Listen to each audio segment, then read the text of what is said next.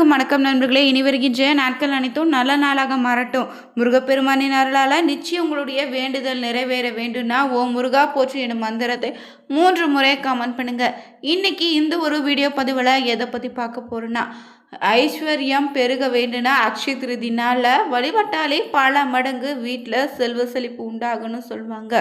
இந்த நாளில் எந்த ஒரு பொருள் வாங்கினாலும் வருடம் முழுவதும் இரட்டிப்பாக பெருகி கொண்டேன்னு சொல்லப்படுதுங்க.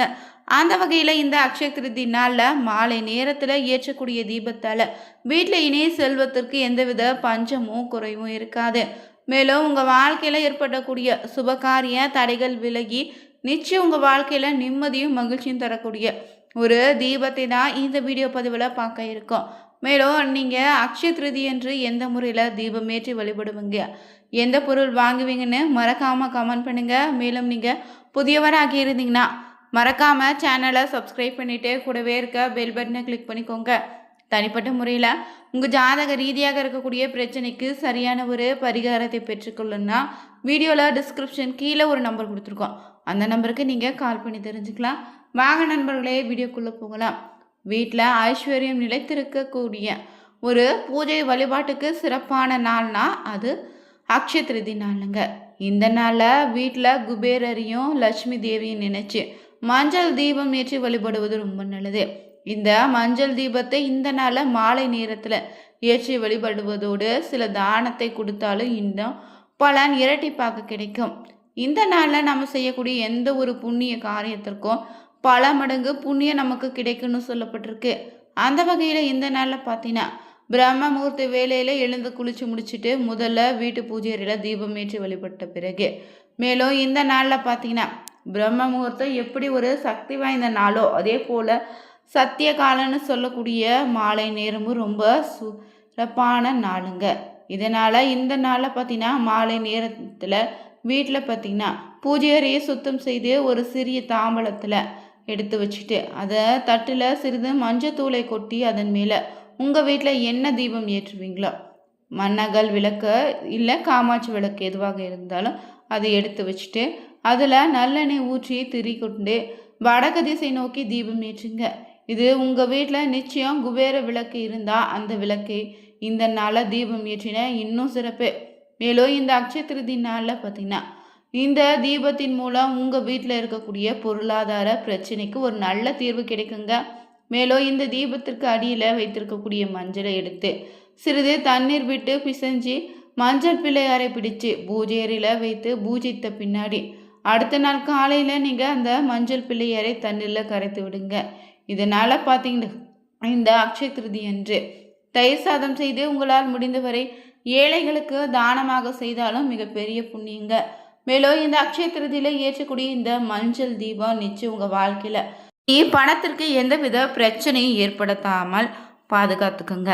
மேலும் இந்த அக்ஷய திருதி நாளில் வீட்டில் சில இடங்களில் நம்ம ஏற்றக்கூடிய விளக்கு பார்த்தீங்கன்னா லட்சுமி தேவியை வரவேற்கும் விதத்தில் அமையுமா.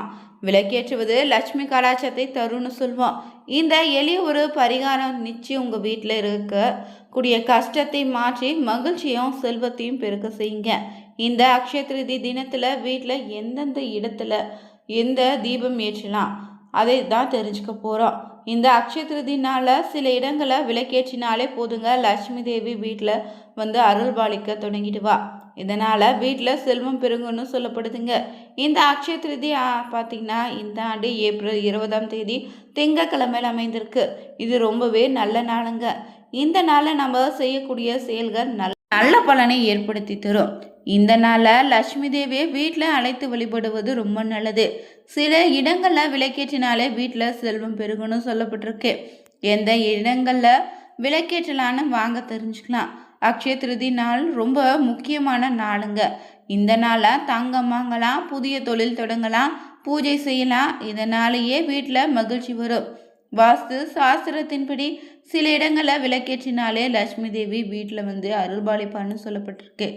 அந்த வகையில் முதலாவதாக பார்த்தீங்கன்னா துளசி செடி லட்சுமி தேவியின் அம்சங்க. துளசி மாடம் அருகில் தீபம் ஏற்றினா ரொம்ப நல்லது. இது லட்சுமி தேவியை மகிழ்விக்கும், வீட்டில் செல்வம் பெருகும், மகிழ்ச்சி அதிகரிக்கும். அடுத்ததாக வீட்டின் நிலைவாசலுக்கு அருகே தீபம் ஏற்றினா செல்வம் பெருகுங்க. லட்சுமி தேவி இந்த நாளில் வீட்டுக்கு வருவா. அதனால் வீட்டு நிலைவாசலில் ஏற்றக்கூடிய இந்த தீபம் பார்த்தீங்கன்னா வீட்டில் ஒரு நல்ல அதிர்ஷ்டத்தை கொண்டு வரும். அடுத்தபடியாக வீட்டின் வடக்கு திசையில் தீபம் ஏற்றினா ரொம்ப நல்லது. வடக்கு திசை குபேரருக்குரிய திசைங்க. மேலும் லட்சுமி தேவிக்குரிய திசையாக சொல்லப்படுது. இந்த தீபத்தை இந்த திசையில் ஏற்றுவதனாலே வீட்டில் அமைதி நிலவும், மகிழ்ச்சியும் அதிகரிக்கும். வடக்கு திசை நல்ல சக்தி இருக்குன்னு சொல்லுவாங்க. இதனால் லட்சுமி தேவியின் அருள் எப்போதும் உங்கள் வீட்டில் நிலைத்திருக்குங்க. இந்த அக்ஷய திருதி என்று முதலீடு செய்தால் ரொம்ப நல்லது. புதிய தொழில் தொடங்கலாம், தொழிலும் நல்லபடியாக நடக்கும். அதே போல் இந்த நாளில் வீட்டின் மொட்டை மாடியில் தீபம் ஏற்றினா தெய்வீக அருள் உண்டாகும். இது சுற்றுப்புறத்தை சுத்தம் செய்யும், கெட்ட சக்தியை விரட்டிடுங்க. கடவுளை அழைக்கக்கூடிய ஒரு எளிமையான வழிபாடுங்க. இது வீட்டில் ஒளி, அமைதி, ஆன்மீகத்தை உருவாக்கும். அடுத்தபடியாக வீட்டு பூஜை அறையில் தீபம் ஏற்றினா பூஜை நிறைவடையுங்க. அருகில் இருக்கக்கூடிய கோவிலுக்கு சென்று தீபம் ஏற்றுங்க. இது ஒரு நல்ல செயல் மட்டும் இல்லை, உங்களுக்கான மன அமைதியை தருங்க. வீட்டில் நல்ல சக்தி அதிகரிக்கும். மேலும் அக்ஷய திருதி நாள் பார்த்தீங்கன்னா பூஜை அறையில் குலதெய்வத்தையும் இஷ்ட தெய்வத்தையும் வணங்கி வழிபடலாம். பூஜையில் தொழில் ஆவணங்கள், பணம் இவற்றை வைத்து வழிபடலாங்க. மேலும் இதற்குரிய மந்திரங்களை உச்சரித்து வலம்புரி சங்குல தீர்த்தத்தையும் பாலும் பார்த்தீங்கன்னா சாமிக்கு நெய்வேத்தியம் செய்யலாம். இந்த நாளில் அருகம்புல், வில்வம், துளசி, மறிக்கொழுந்து, மல்லிகை, குந்தாமரை மலர்களால் வீட்டில் உள்ள வியாபார தலங்களும் வழிபட்டால் தொழில் முன்னேற்றமும் குடும்ப விருத்தியும் உண்டாகும். அதே போல் பௌர்ணமியில் அமாவாசைக்கு பிறகு வரக்கூடிய 3வது திதியை திருதியைன்னு சொல்லுவாங்க. அந்த வகையில் சித்திரை மாதத்தில் அமாவாசைக்கு பிறகு அமைந்த வளர்பிறை திருதியை அக்ஷய திருதின்னு சொல்லுவாங்க. சயம்னா தேய்தல்னு பொருங்க, அச்சம்னா தேயாதுன்னு சொல்லுவாங்க. சித்திரை மாத வளர்பிறையில் வரக்கூடிய திருதியை அக்ஷய திருதின்னு சொல்லுவாங்க. எல்லா நலன்களையும் குறைவில்லாத அள்ளி கொடுக்கக்கூடிய இந்த திருதியை நன்னான அக்ஷய திருதின்னு கொண்டாடுறோம். அதனால தான் விலையுயர்ந்த சொல்லக்கூடிய தங்கத்தை இந்த நாளில் மக்கள் வாங்குறாங்க. இந்த அக்ஷய திருதி நாளில் அதிகாலை எழுந்து நீராடிட்டு பூஜையறையில் கோலமிட வேண்டும். அதன் மேலே ஒரு மனைப்பலகை போட்டு மேலே வாழை இலை ஒன்றினை இடுங்க. இலையின் நடுவே கொஞ்சம் பச்சரிசி பரப்பி அதன் மேலே ஒரு செம்பில் நீர் நிரப்பி மாவிளையும் மஞ்சள் தடவி தேங்காயும் வச்சு கலசமாக தயார் பண்ணிக்கோங்க. பிறகு கலசத்துக்கு அருகே ஒரு படி ஆழாக்கு இல்லைன்னா ஒரு டம்ளரில் நெல் நிறைத்து வைங்க.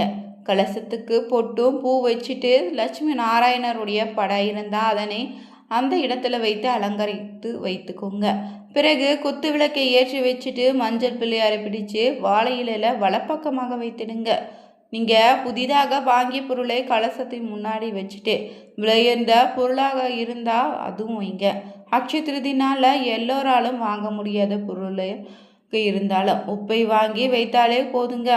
அஷ்டலட்சுமி கடாச்சம் நிச்சயம் உங்கள் வீடு தேடி வந்துடும். மேலும் இந்த நாளில் விநாயகரை வேண்டிக்கோங்க முதல்ல.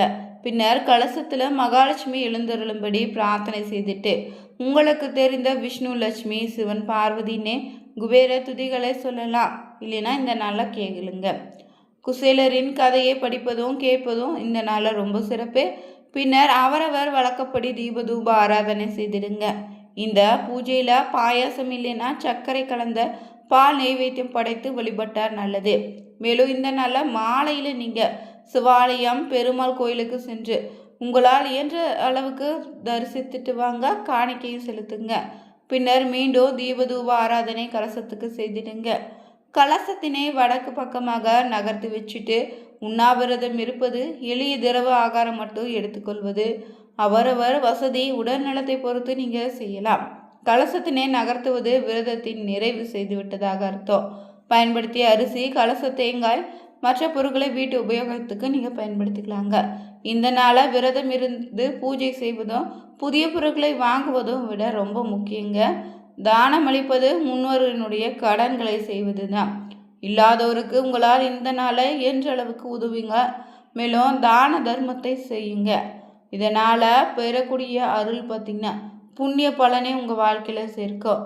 திருமகள் அம்சமாக நல்ல மனைவி அமைய விரும்புனீங்கன்னா தங்களுக்கு நல்ல மருமகள் வர விரும்பக்கூடிய பெற்றோர் அக்ஷய திருதி நாள திருக்கோயில வைத்து பெண் பார்க்கும் வைபவத்தையோ நிச்சயதார்த்தையோ நடத்தினா விரும்பியபடி மணமகளோ அந்த குடும்பத்துக்கோ அமைன்னு சொல்லுவாங்க. மேலும் இந்த நாளை வாங்கக்கூடிய எந்த பொருளோ இல்லத்துல குறைவின்றி நிறைந்திருக்குன்னு நம்பிக்கையோடு வாங்குங்க. இந்த நாளில் தங்கம் வாங்க விரும்புனீங்கன்னா அதை வாங்க முடியாதவங்க கழுப்பு மஞ்சள் வைத்து வழிபடலாம்.